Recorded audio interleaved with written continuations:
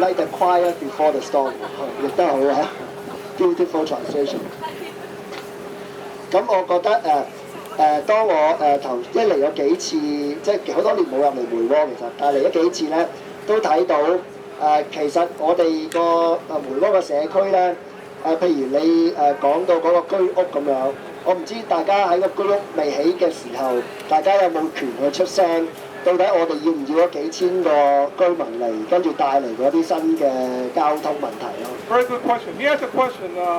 Do you know that you know the housing society building that will have about 2,000 more people in the wall? Here's the question. Are you aware of such a plan ahead of time? Did you have a chance to really talk to the government on that plan, whether it's accepted by the local community? 咁如果大家有睇新聞咧，即係譬如我喺元朗橫洲，好關心嗰個原則都係話，其實個社區係大家嘅，咁冇理由係即係大家冇權去知道到底個社區未來係會點樣樣，同埋係大家喺我哋個社區嘅變化嘅時候，應該有一個好大嘅發言權先係咯。My experience in Wangzhou is that the community were not aware of the plan the government had. So the question I ask of you is, we should have a say in major events in our community. 咁我覺得我哋咧，其實咧，因為有時我會覺得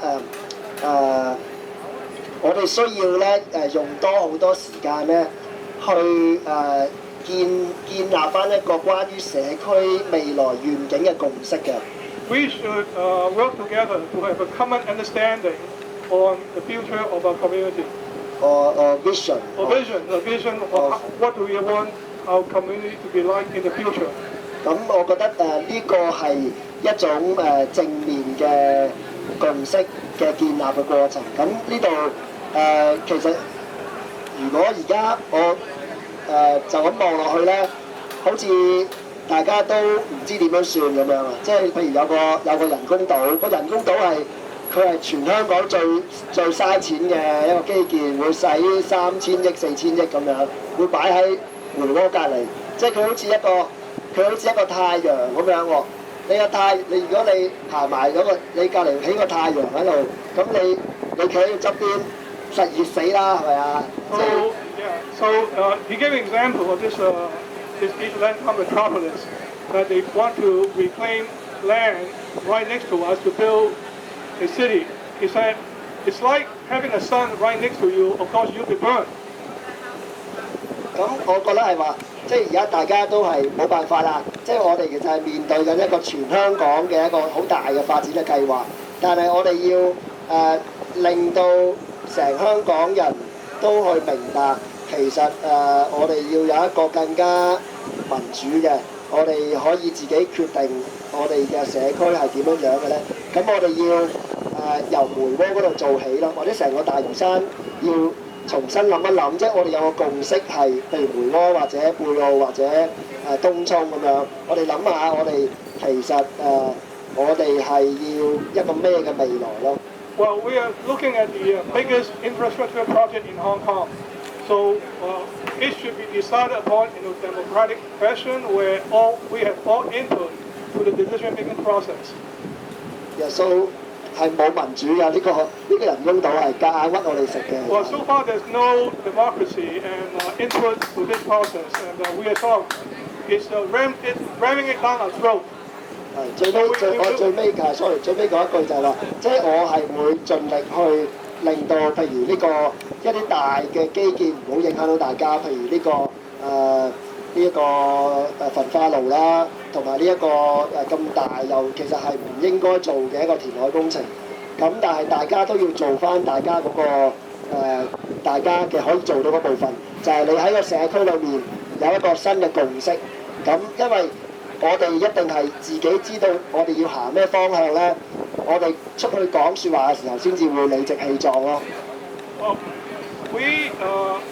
I pledge to you, I will ensure this major infrastructure project like incinerator, like the land reservation, to make sure that there is a common understanding before the decision is made.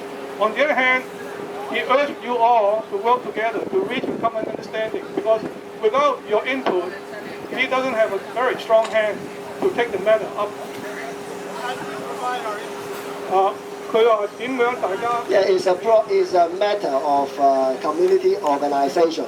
I think we have made a very good foundation in Lantau because there are groups, there are different green groups already, community groups, but the problem is how to make it a stronger one, how to make participatory planning really works, how can, and I can help with resources, I don't know, resources and professional help from, because there are planners, architects, they want to help Mui Wo.